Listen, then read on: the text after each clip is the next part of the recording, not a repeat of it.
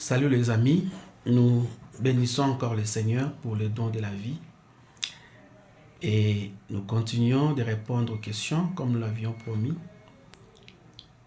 La fois passée, nous avions répondu à la question de Marc, chapitre 10, versets 17 à 18, là où le Seigneur avait répondu aux riches, « Pourquoi m'appelles-tu bon? Car Dieu seul est bon. » Et par la grâce de Dieu, nous avions démontré qu'en disant cela, le Seigneur ne niait pas le fait qu'il soit bon ou qu'il soit Dieu, mais simplement il voulait dire aux riches, puisque tu reconnais la divinité en moi, tu dois abandonner l'idolâtrie et m'accorder la place qui m'est due. Alors aujourd'hui, nous allons répondre à une autre question, toujours dans le livre de Marc, cette fois-ci, chapitre 13, verset 32. Il est écrit, « Pour ce qui est du jour et de l'heure, personne ne sait, ni les anges, ni les fils, seulement le Père. » Alors, beaucoup prennent ces passages pour dire, voilà, si Jésus-Christ est Dieu, comment est-ce qu'il ne connaît pas les jours et l'heure de sa venue? Alors, par la grâce de Dieu, nous allons essayer de répondre à cette question. Vous serez d'accord avec moi que le livre de Marc ne commence pas au 13e chapitre. Le livre de Marc commence au 1er chapitre jusqu'au 16e chapitre. Alors, il est de notre devoir de lire le livre de Marc dans son entièreté, comprendre le message que Marc donne concernant la personne de Jésus-Christ avant d'aller prendre un verset et d'en faire toute une doctrine. Si vous lisez le même livre, au 1er chapitre, vous allez voir que Marc présente Jésus comme étant Dieu fait chair. Comment est-ce que nous le savons? Parce qu'il dit l'évangile de Jésus-Christ, Fils de Dieu, tel que annoncé par le prophète Isaïe. Voici, j'enverrai mon messager devant moi pour préparer le chemin devant moi. Aplanissez les sentiers du Seigneur. Ici, Marc fait allusion à Isaïe chapitre 40 et à Malachie chapitre 3. Alors, quand nous allons dans ces passages, nous examinons ces passages, nous nous rendons compte que le Seigneur qui devrait venir, pour qui Jean-Baptiste devrait préparer le chemin, ce n'était pas un homme, mais c'était Yahweh lui-même. Par exemple, dans Malachie chapitre 3, verset 1er, il est écrit « Voici, j'enverrai mon messager devant moi ». Ça, c'est l'Éternel qui parle. Pour préparer le chemin devant moi, alors entrera dans son temple le Seigneur que vous cherchez. Vous serez d'accord avec moi que le temple appartient à Dieu et le Seigneur qui vient entrer dans son temple ne peut être que Dieu. Et selon le contexte de ces passages, le messager qui a été envoyé pour préparer le chemin de Dieu ou du Seigneur, c'était Jean-Baptiste. Et le Seigneur qui était venu pour entrer dans son temple, c'était Jésus-Christ.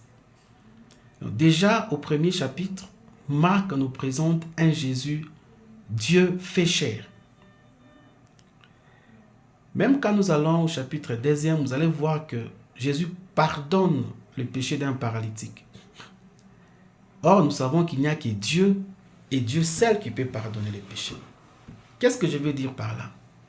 Donc, déjà au début de l'évangile de Marc, il nous présente Jésus comme étant Yahweh fait chair, Dieu en forme humaine qui est venu pour sauver les humains de leurs péchés et leur accorder la vie éternelle. Alors le même Marc ne peut pas écrire un verset qui puisse contredire tout ce qu'il a déjà dit sur cette personne-là dans d'autres chapitres. Alors nous devons examiner et analyser au fait, qu'est-ce qu'il voulait dire par là? Parce que si Jésus-Christ est Dieu selon Marc chapitre 1, verset 1er à 2, ça veut dire qu'il est omnipotent, omniscient et omniprésent. Donc il doit tout connaître, il doit tout savoir. Même le Seigneur lui-même, dans Marc chapitre 13, quand il parle de sa venue, il donne tous les détails possibles. Voilà, il y aura des faux prophètes qui viendront. Là, nous sommes dans Marc chapitre 13, vous prenez le premier verset, vous descendez.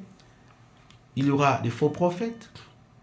Une nation se lèvera contre une autre nation. Il y aura des troubles par-ci, par-là. Lorsque vous entendrez parler de l'abomination, de la désolation dont a parlé le prophète Daniel, que celui qui lit fasse attention, il donne tous les détails possibles concernant sa venue. Et soudain, il dit, quant à l'heure et au jour, personne ne connaît, ni les anges, ni le Fils, seulement le Père.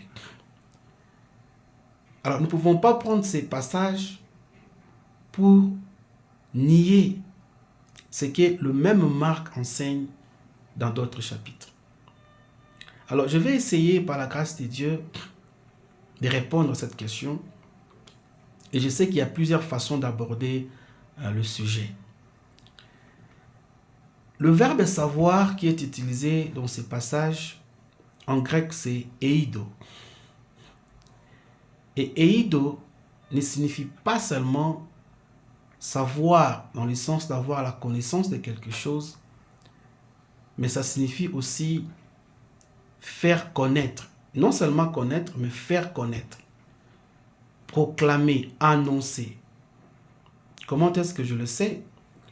Parce que le même verbe eido est aussi utilisé dans d'autres passages de la Bible.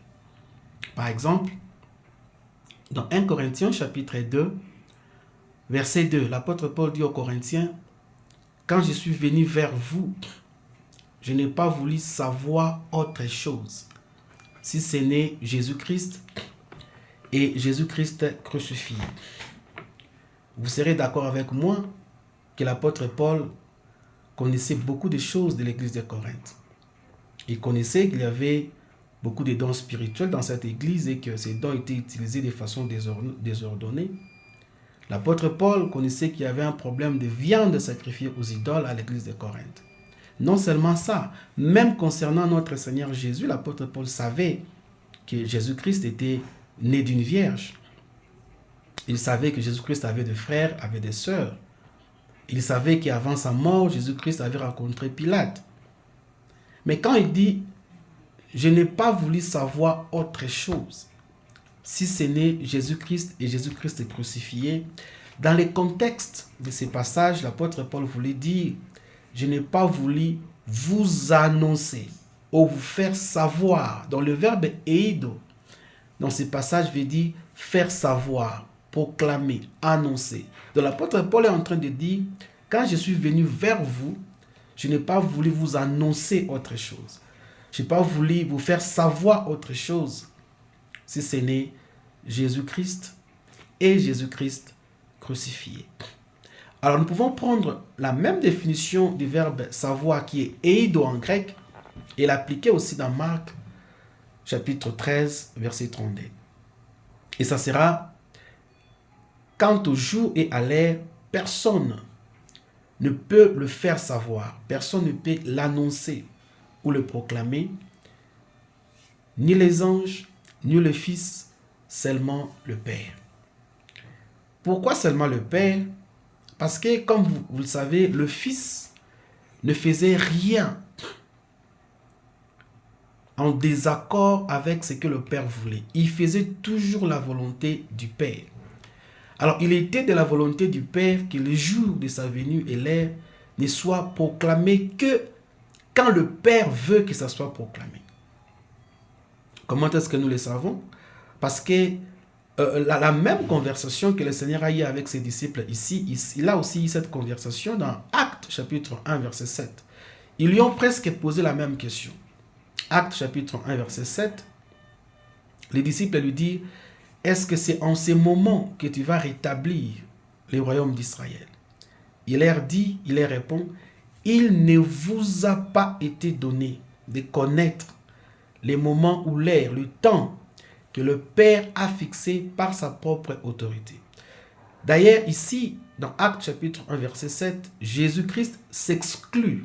Il dit, il ne vous a pas été donné de connaître. En d'autres termes, lui, il connaît, mais puisque ce n'est pas la volonté du Père de le proclamer ou de le faire savoir en ce moment-là, il ne pouvait pas le faire. Parce que le Fils fait toujours ce qui est en accord avec le Père. Comme vous le savez, il dit, moi et le Père, nous sommes un. Donc ce que le Père veut, c'est ce que le Fils veut, c'est ce que aussi le Saint-Esprit veut. Ce que le Père connaît, c'est ce que le Fils connaît, c'est ce que le Saint-Esprit connaît. Mais seulement que ce n'était pas au Fils de proclamer les jours et l'heure de sa venue. Si vous lisez Matthieu chapitre 24, qui traite le même sujet, tout comme Matthieu chapitre 25, vous allez voir que le Seigneur est en train de comparer sa venue au mariage. Et selon la culture orientale, c'était l'apanage du père de proclamer les jours du mariage. Donc ce n'était pas au fils, ce n'était pas au marié de le faire, mais c'était à son père de proclamer les jours où le mariage devrait avoir lieu. Alors en comparant sa venue au mariage, cela convient exactement avec le message que le Seigneur voulait donner à ses disciples. Vous voyez, les anges, les hommes ne pouvaient pas faire connaître ces jours parce qu'ils ne connaissaient pas, ils ne savaient pas. Ou ils ne connaissent pas. Les anges non plus ne peuvent pas proclamer ces jours parce qu'ils ne connaissent pas. Mais le Fils, lui, ne proclame pas ces jours, non pas parce qu'il ne connaît pas, parce qu'il est Dieu, un avec le Père et le Saint-Esprit. Il connaît. Mais seulement que ce n'était pas à lui de proclamer, d'annoncer ces jours-là, selon l'autorité ou l'ordre que le Père lui-même avait donné. Donc cela ne nie pas le fait que Jésus-Christ soit Dieu. Si vous lisez dans Matthieu chapitre 11, verset 24 à 26, il dit « Personne ne connaît le Père si ce n'est le Fils, et personne ne connaît le Fils si ce n'est le Père, et à qui le Fils veut le révéler. Pour connaître le Père qui est infini dans sa totalité, il faut seulement être un avec le Père en nature. Donc notre Seigneur Jésus-Christ est Dieu, Dieu tout-puissant, comme le Père, comme le Saint-Esprit. Donc ce passage ne doit pas vous troubler, ce passage ne doit pas bouger votre foi à ce qui concerne le salut apporté par notre Dieu. Il n'y a que Dieu qui peut sauver. Il n'y a que Dieu qui peut accorder la vie éternelle. Il n'y a que Dieu qui peut donner le Saint-Esprit. Donc si vous doutez de la divinité de notre Seigneur Jésus-Christ, vous doutez ou vous mettez votre foi ou votre salut en doute, parce qu'il n'y a que Dieu qui peut sauver. Voilà un peu comment je peux répondre à cette question. Que le Seigneur vous bénisse. Je crois que vous avez au moins appris quelque chose dans cette réponse. Et par la grâce de Dieu, nous allons revenir pour répondre encore aux questions qui restent. Que le Seigneur vous bénisse.